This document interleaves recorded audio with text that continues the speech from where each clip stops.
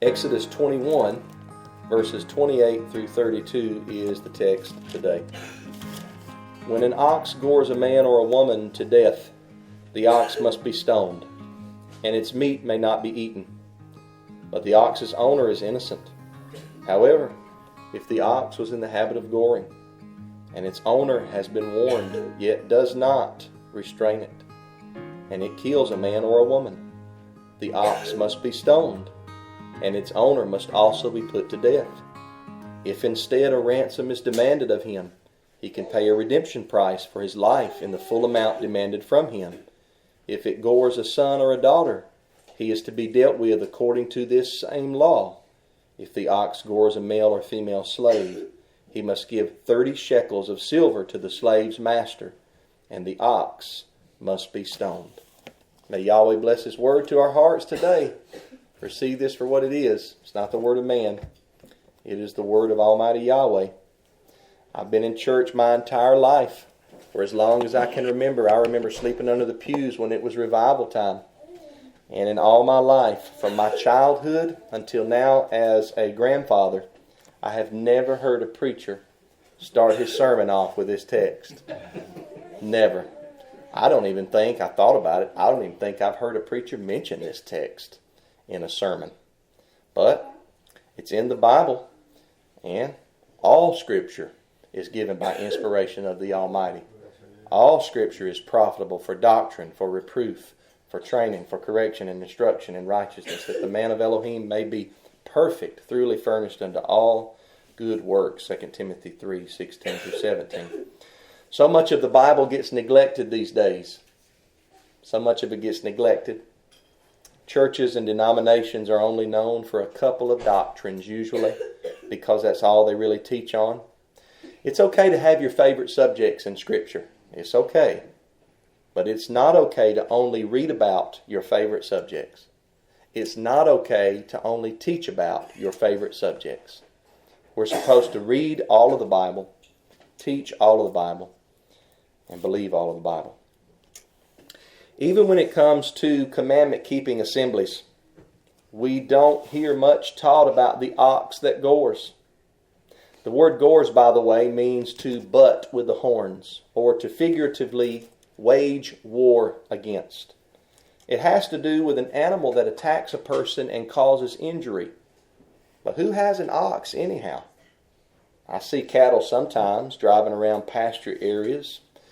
There's some sheep and goats and cattle sometimes down at the end of the road that I live on. But I've never owned an ox. I was talking with Sister Roseanne before the service. She's got some cattle. Anybody else here got any cattle?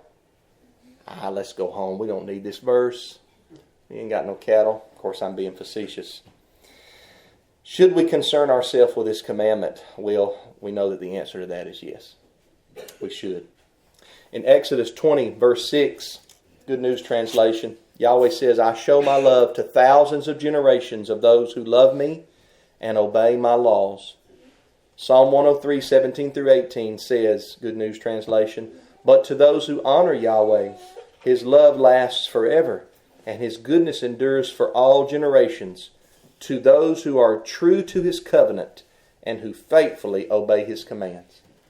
If the Bible says who faithfully obey His commands right here, I believe we can faithfully obey His commands. That's what it says. That includes this commandment about the ox, but it's not only about the ox. And that's what a lot of people miss here. Few have spent much time meditating on this text due to their thinking that it's irrelevant. But it is relevant, and it is holy and just, and it is needed back at the time it was written, and even now in the year 2023. This should be read as one, meaning exactly what it says, and two, as case law. Case law, or common law as it's sometimes called, is a law that sets a precedent for other cases like or similar to it.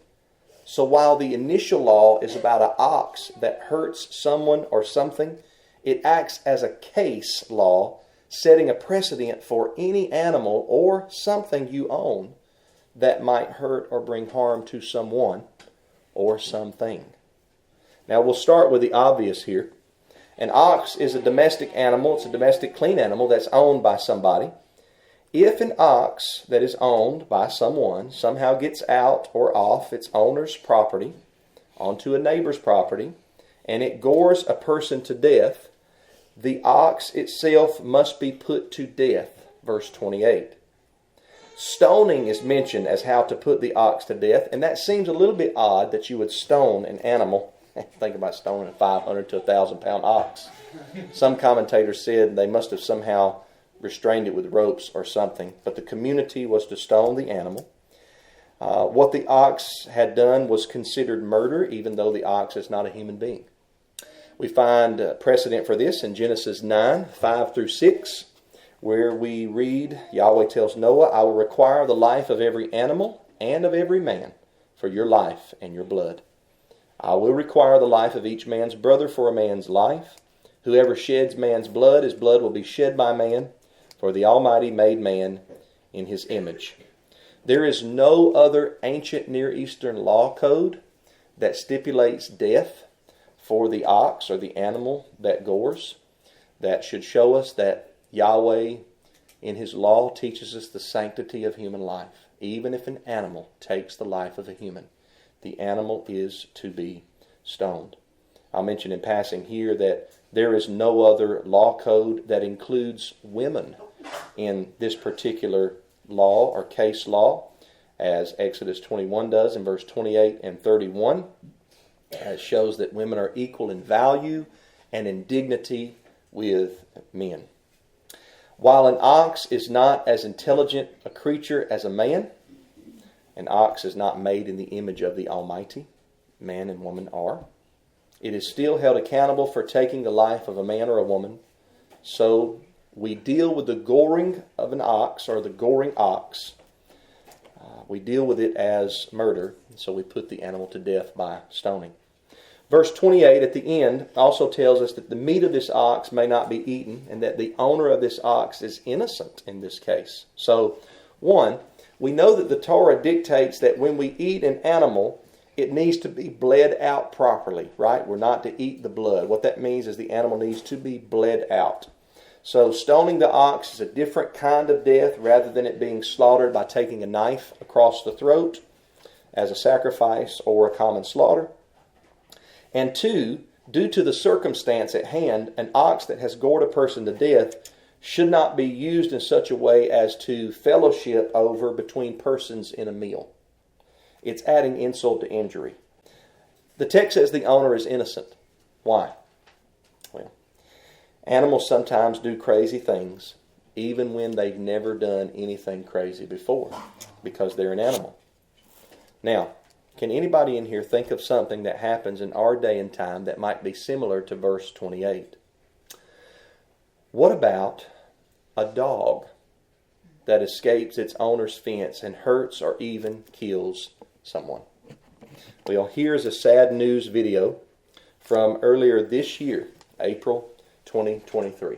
Brunswick, Maryland now. A family is devastated. As Scott Broom reports, a 2-year-old boy is dead. His grandmother says he was attacked by the family dog. The family involved in this dog attack tragedy is willing to talk to us and share with you a picture of the little boy, but they asked us not to broadcast his name, and we're going to honor that. Complete shock. Yes. This is the child's grandmother, Kim Russell, who witnessed the attack and who owned the dog. I mean, I can't even pay for my own apartment without him. He was just an angel. The attack happened about 5:30 last night as an afternoon family gathering for Russell's birthday was wrapping up. The dog is a 145-pound Mastiff Pit mix rescue named Cash, who's lived with the family for 5 years, Russell said. Police and the family said during goodbyes and hugs in Russell's bedroom, Cash, the dog, grabbed the child without warning and would not let go. Children had been with the dog all afternoon, family members said. That dog and the children have played together so often. Yes. Yes. Any sign at all? No, I have 2 older grandchildren that he's he's grown up with, and he's never bothered them.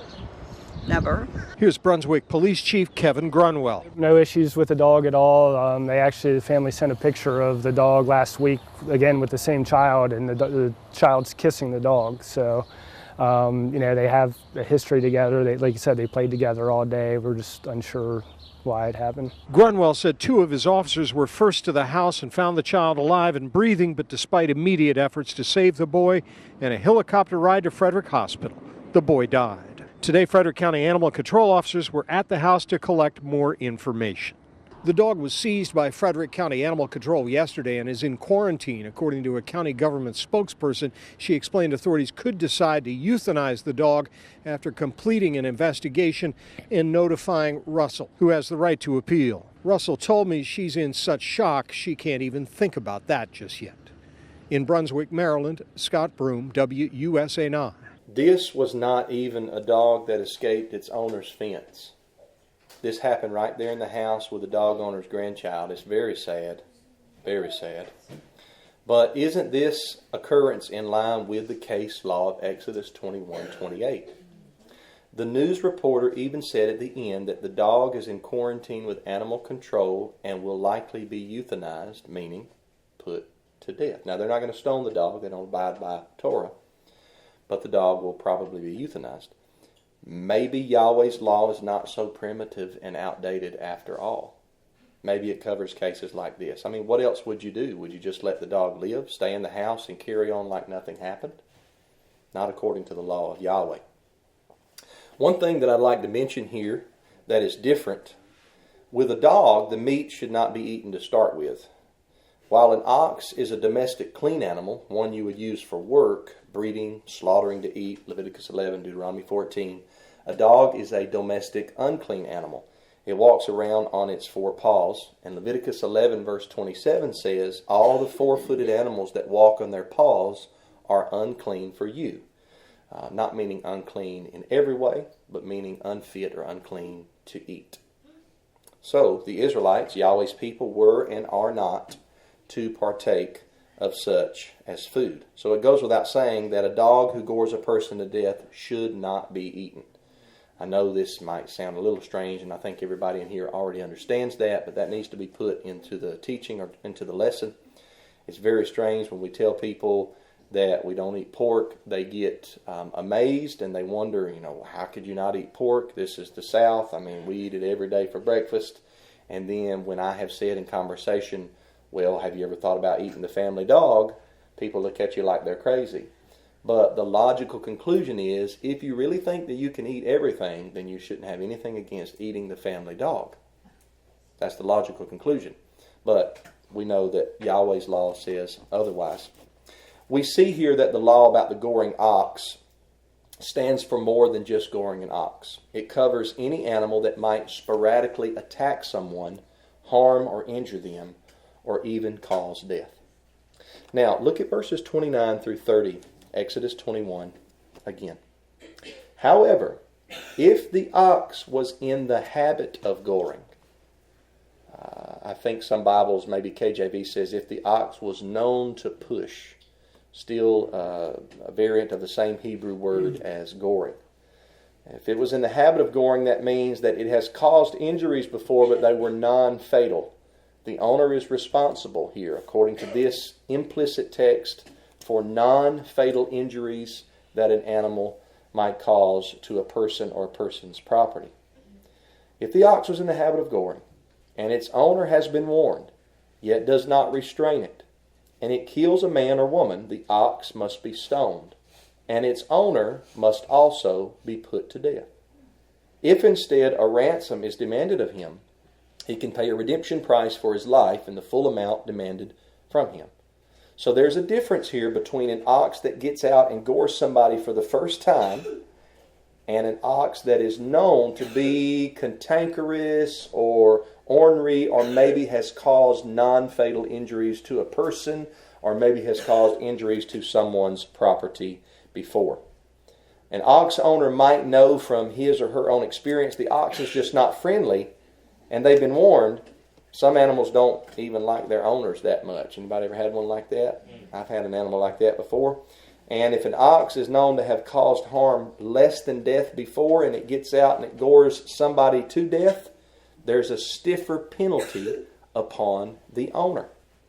It would be like that dog in the previous video. If that dog had bitten people before or attacked someone before and caused an injury that was less than death, and the grandma knew that the dog was like this, then when the dog gored that child to death, not only would the dog, according to Yahweh's law, have to suffer, but the grandma, the dog's owner, would have to suffer. And the text says in verse 29 that she would suffer the death penalty. Now, there's been debate about what that means, must be put to death for the person. Some rabbinic exegesis here take verse 29 to mean death by the hand of heaven that cannot be enforced by man but could be enforced by Yahweh. And they take that position because of the ransom price or the redemption price in verse 30. I think that the death penalty is on the table and that a ransom price is optional for the family of the victim. That's what I think. Because in this case, the dog owner knew that their dog was known to push. It had been in the habit of goring. It could cause harm. But the dog owner chose, or the ox owner chose, not to keep the animal pinned up or leashed securely. Verse 30, as I mentioned before, gives an escape clause here, and it's because what has happened was not intentional killing or murder by a human being. So in the case with the grandma's dog, if the dog was known to push and she didn't pin it up and it attacked somebody and killed somebody, it's not like she had an intention in her heart and a malicious intent to go out and commit premeditated murder. So while the death penalty is on the table, there's another option for the family of the victim, that they can demand a ransom or redemption price in place of the person, the grandma or the ox owner or the dog owner's life. I would think that the fine would be pretty hefty in that regard. There are other ancient Near Eastern law codes, the laws of Eshnunah and the Code of Hammurabi, that stipulate 40 shekels of silver for the price of a free person and 15 shekels for a servant in the case of an animal or an ox that gores a person. That's the laws of Eshnunah. And the laws of the Code of Hammurabi require 30 shekels for a free person and 20 shekels for a servant. Yahweh's law here trumps both of those law codes that actually predate the law of Moshe, written form at least. Yahweh's law trumps them both by requiring 30 shekels for a servant that is gored, a male or female servant that is gored by the ox. Think back to Exodus 21, 1 through 6. If thou buy a Hebrew ebed, he is to serve for 6 years. So in this case, he's not a free man, he's a servant. Okay, it doesn't mean that he's not a person, it doesn't mean he's not a human. It's simply the 30 shekels is because he's not a free man, he's a servant. So if the price was 30 shekels for a servant, the price for a free person would most likely also trump both the other ancient Near Eastern law codes of Eshnunah and Hammurabi for free persons. The ox is still stoned for taking human life, according to verse 32. What is a shekel? 30 shekels of silver. We read about shekels a lot in the Old Testament, the Older Testament. A shekel was a measurement of weight that came to be used as money, and usually it was silver. So when you see in the Bible shekels, think silver as monetary exchange. The silver piece would weigh a certain amount, and that particular weight was considered to be a shekel of silver. The International Standard Bible Encyclopedia, among others, says that a shekel was equivalent to about $10 in the year 1915. Now, that's about $300 today. So $300 times 30 shekels would be $9,000 for the loss of a servant. That's about 2 to 3 months of work for an average day labor. $9,000. So think about it. Don't think about it in the form of necessarily Federal Reserve notes, but think about how long it would take an average day laborer to make $9,000. That would be the price that will be paid if the ox gored a male or a female servant.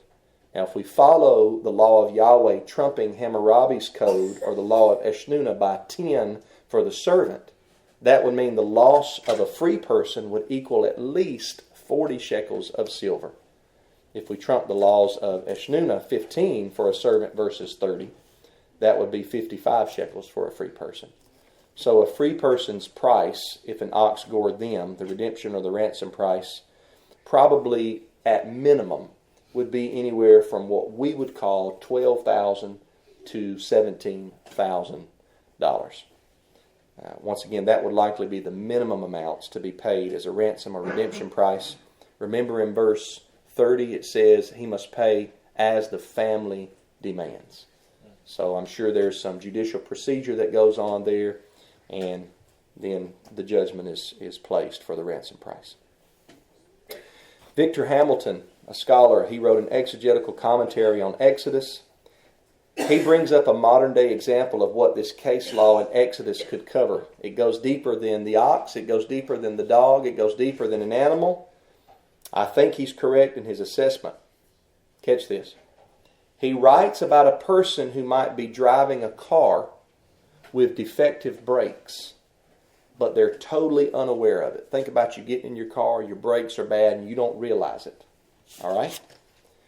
If the driver of such an automobile hits and injures or kills a person, the driver's actions are completely unintentional, and he's not even negligent. But in the law of verse 29, the driver, let's say, has taken his car in for an inspection. The inspector has told him that the brakes are defective. You shouldn't drive this car until you get the brakes fixed. But the car owner doesn't listen to the inspector. He drives the car anyhow. He's involved in a serious accident with a pedestrian because his brakes do not work adequately enough. And there is negligence. Now, while a car's brakes are not a living thing like an ox or a dog, they still fall under the case law category of what's going on in Exodus 21, 28 through 32. Tisha and I went to pick up a camper last year, about an hour or so from our house, and on the way back we pulled into a gas station at a Kroger on my granddaddy's side of town, and we saw an old friend, the mom of one of my high school friends, and we were smiling and talking to her, and little did we know that the lug nuts on one of the tires were loose. Now, we had went around that camper like we always do, went around it looking, inspecting, making sure everything was right before we pulled it onto the road. We didn't catch the lug nuts being loose. They looked like they were tight, but they weren't tight. So we get back out on Georgia 20 in between Honey Creek and I-20 for those of you that know the area, and the tire comes off the right side of the camper trailer. And all of a sudden I hear something thump, and I'm throwing up sparks in the back because the camper's dragging Georgia 20, and I see the tire roll past me, take out somebody's mailbox, and land in this person's yard. Nobody was home. We left a note on the person's mailbox that was now on the ground, explaining briefly what happened, because even though we did not purposefully damage the person's mailbox, it was our camper tire that came off down the road. So who else is going to pay for the mailbox? So I left a note, told them we'd take care of the mailbox. Give us a call or a text. What if that tire would have hit and killed a pedestrian? I don't like to think about that, but it could have happened. A tire, when you're going about 45 miles down the road, it's heavy, it's going fast when it spins off.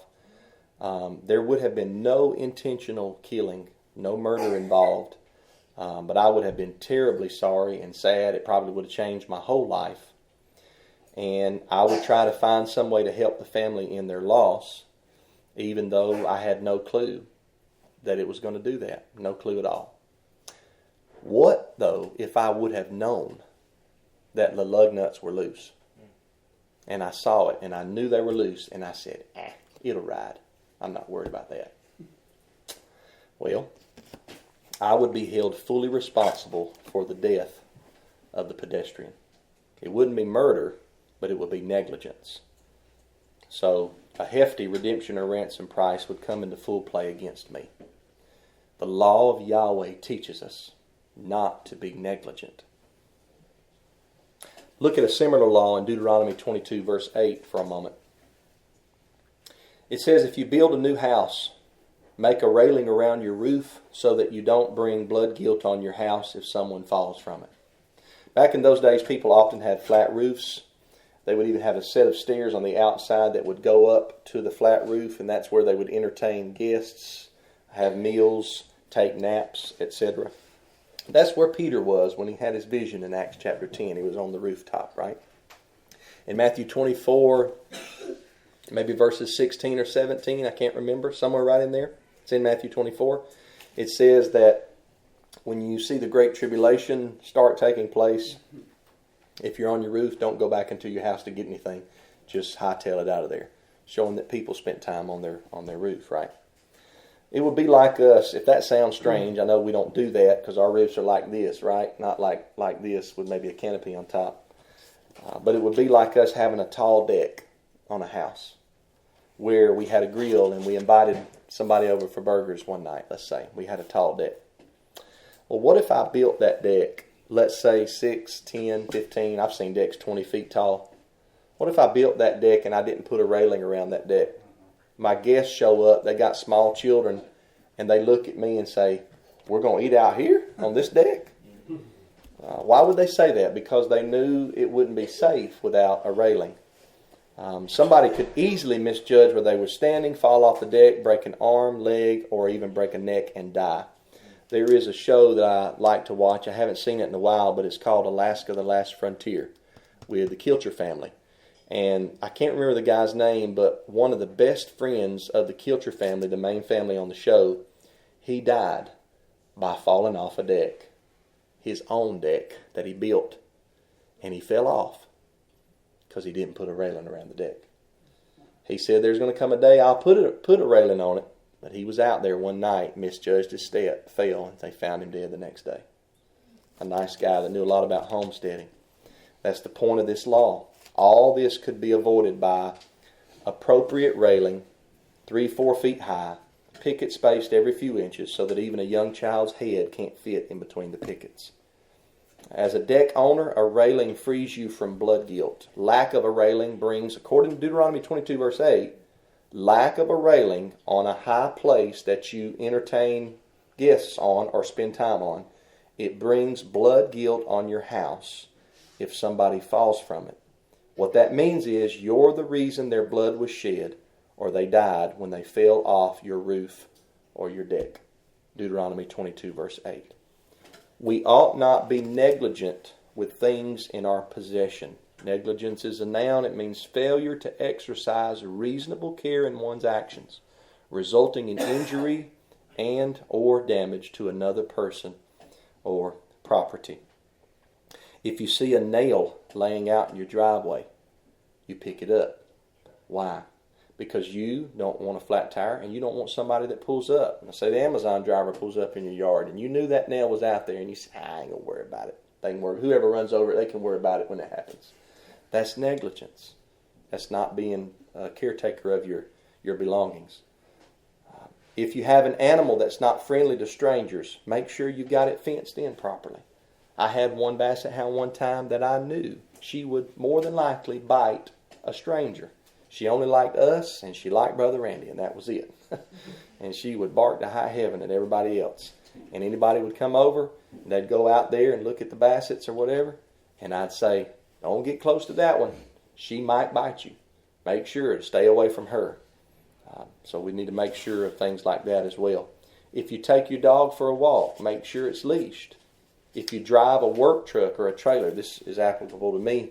I've had things happen before. Thankfully, no life was lost. But if you drive a work truck or a trailer with tools on it, make sure everything is secure before you leave so that nothing bounces off and hits somebody else's car or person.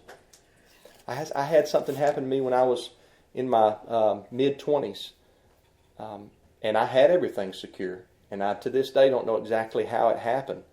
But there was a piece of pipe that somehow bounced off. I think it's when I hit a pothole over there close to Pleasant Hill and Hightower Trail.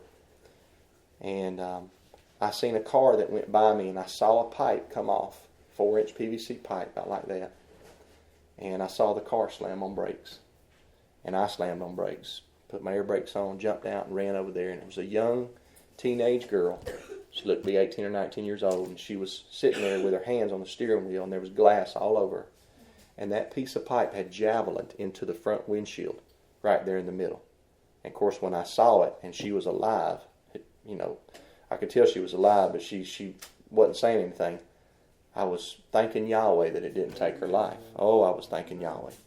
We waited for the police to come out there and took everything down, and man, it was a sobering thing. And as much as I took care to make sure my work truck and materials were safe then, ever since it happened, I take more care because I don't want to be the cause of anything like that. When I first started driving a septic tank truck, a tanker truck, I once backed into a man's high deck. I misjudged the distance between the back of the truck and the deck. And wouldn't you know that the deck had to be built out of this expensive wood, this red birch wood. And the guy came out. I didn't even realize that I did it. Had barely backed into it. I guess I felt a little bit of resistance. But it cost, I don't know, a couple $100 in material, and I paid him for labor too. And man, I think I was like 19 or 20 years old. That's a lot of money for a 19 or 20 year old that's just getting started in life. And but I had to take care of it because it wasn't his fault. It was Matthew's fault. So if you're negligent and something like that happens, make it right. Don't argue about it. Just do the right thing and take responsibility. That's part of being an adult. It's part of being an adult. We read a law section like this in Exodus 21, 28 through 32, and we think, maybe I should just skip over this. That's not relevant anymore. I don't need to hear a sermon about the ox that gores. But do you see maybe a little bit more after this sermon why all of Yahweh's law is holy, just, good, and righteous and relevant today in some way? Even laws that may not apply specifically to your situation can be gleaned from if you read them as case laws or principles. Yahweh did not have to cover every single little minute detail because He dealt with every and anything you could think of in principle. And if you recognize that and read it as that, you'll see it's more about an ox. It's more about an ox, more about a dog. We don't need to be negligent with our belongings and what we own. Don't ever skip over any section in the Bible. You need all of the Bible. This book of the law shall not depart from your mouth, but you shall think on it day and night. Be careful to do what Yah tells you to do, so that you will have good success. Don't turn to the right, don't turn to the left, but stay on the narrow path. Be careful to do what Yah tells you to do, so that you will have good success. It caught me in a sneeze. I love everybody. Yahweh loves you even more so. I pray it's been a blessing to you. I think we'll finish chapter 21 next week. Hallelujah. So I'm excited about that.